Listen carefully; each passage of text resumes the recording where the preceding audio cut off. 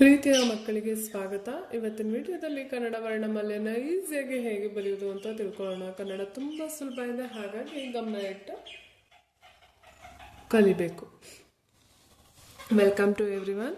In this video we will learn how to write Kannada Varnamala letters. So the next letter is Ga.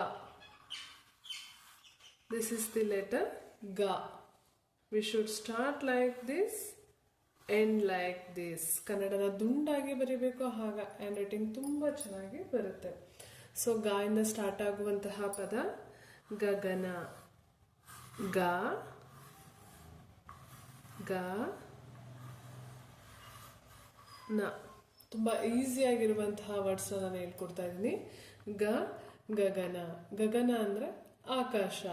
ಆಕಾಶನ ಇಂಗ್ಲಿಷ್ನಲ್ಲಿ ಏನಂತ ಹೇಳ್ತೀವಿ? Sky. ಗ ಗಗನ. ಗ ಗಗನ.